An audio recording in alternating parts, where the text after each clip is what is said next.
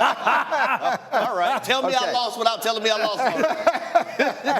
You know I love you, though. Harry. I'm going to be objective about this. Harry, make the case that Travis Hunter should play on the offensive side of the ball. Okay, number one, we're going to go with this. Jamar Chase just signed a contract, which is the biggest non-quarterback contract in NFL history, making just north of $40 million per year.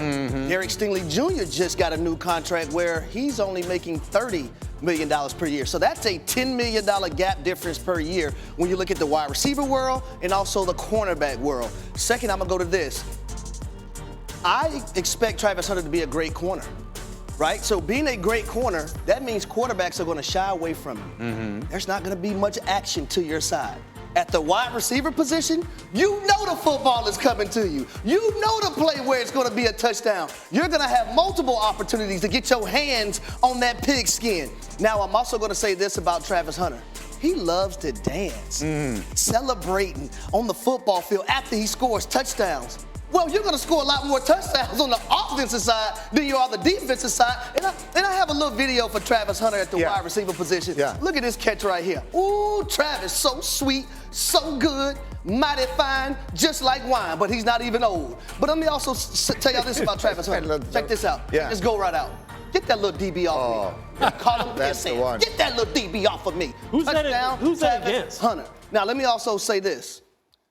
I do believe that this young man should play both ways. But the wide receiver position is where you get all that cachet. That's the Ferrari, that's the Rolls Royce, that's the Lamborghini, that's whatever car you want to call it.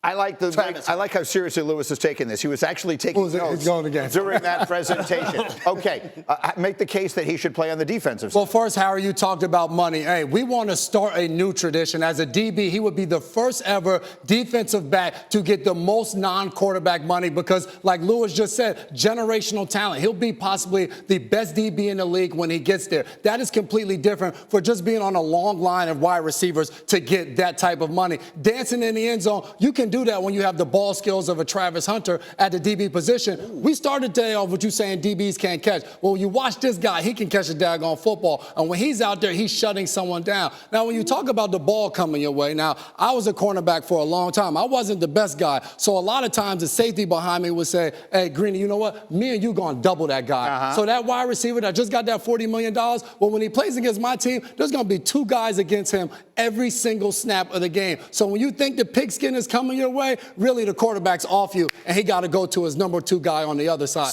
So we shutting that down. Okay, this is round two. What you're telling me is that as a coaching staff, we don't believe that you're a shutdown corner. We need a safety over. No. At the wide receiver position, he be getting a double team. At the cornerback position, you're out there for the action. Judge Riddick, will you talk to him, Louis? Okay, Harry, you make, look, everyone knows that, money talks in the NFL, and I understand that. But look, I think Travis Hunter is a guy who's about to kind of change the paradigm. There's going to be a paradigm shift as far as wide receiver versus DBs, because this guy is not just one position. I agree. He's a two-position player. So I think the money could wind up being equal anyway, because he's not going to play one. He's going to play two. He's going to set the market at defensive back. Okay, he'll set the market at defensive back. He'll be an instant all-pro on the defensive back side. He can dance all he wants. You don't understand who his mentor is, right? His coach is. Deion Sanders, right? Right. Remember, other than Billy White Shoes Johnson, he's the most famous dancer in the history of the NFL. Okay, so and number three. Okay, I'm going to rule. Because I have a question. Okay, defense is where he's going to go. And just remember this, too. Don't think he's going to automatically just get all the balls because he's on the offensive side of the ball. Who's the quarterback going to be? Somebody has to throw it to him. Thank you. Defense! Okay. Defense rest! Okay, I'm glad we got that. I just have to make sure that he knew where I have a few questions. Let's ask the question on behalf of everyone watching this show. Yes. Okay? They call Chuck Bednarik the last 60-minute man, right? Concrete Charlie. He literally played both sides.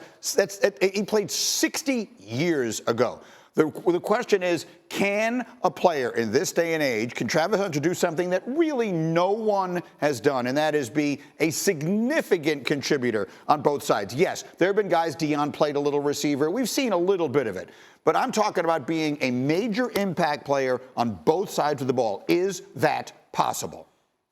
Yeah, I think it's possible, Greeny. I don't think he can do it at the clip that he did it at Colorado. I don't think you can sustain that over a long period of time.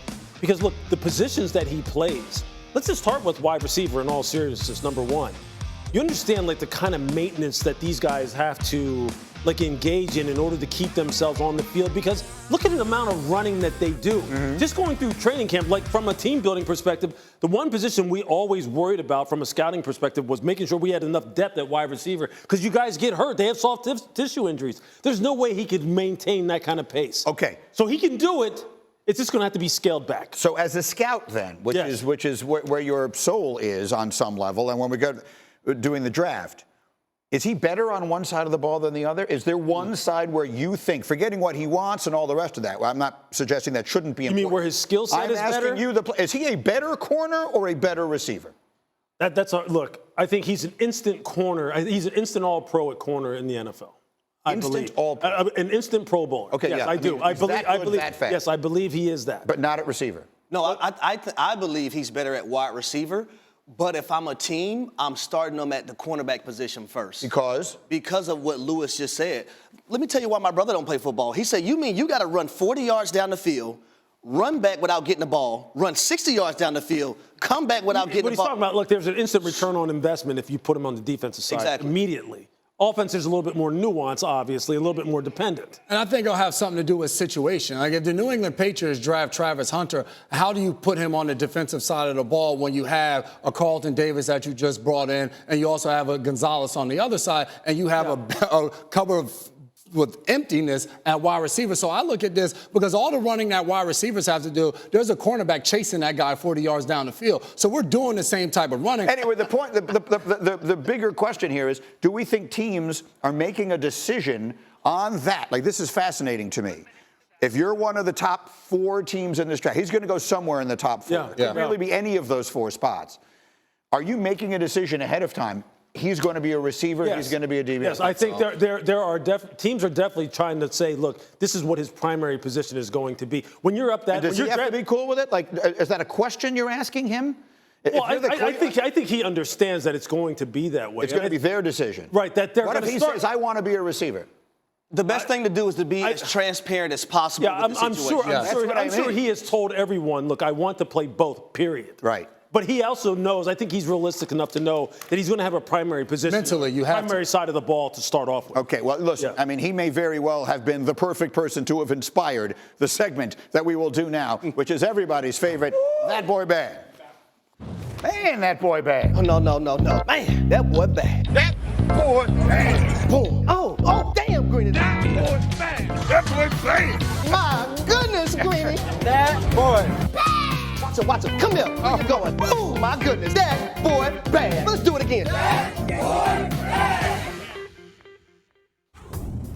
Harry, take it away. Yeah, so number 1 on the list this week, I'm going to combine these 2 guys together because they just got paid. Show me the money.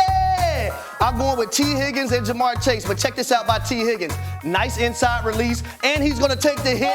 My goodness, that boy bad. But check out his partner in crime. 1A and 1A is what I'm going to call him. Look at this in cut versus the Baltimore Ravens. Not only is Jamar Chase is going to catch this football, he's going to take it the distance. Yards after catch. Nobody was better in the NFL last year than Jamar Chase. We're going to do it twice. One time, T. Higgins, that boy bad. Jamar Chase, that boy bad.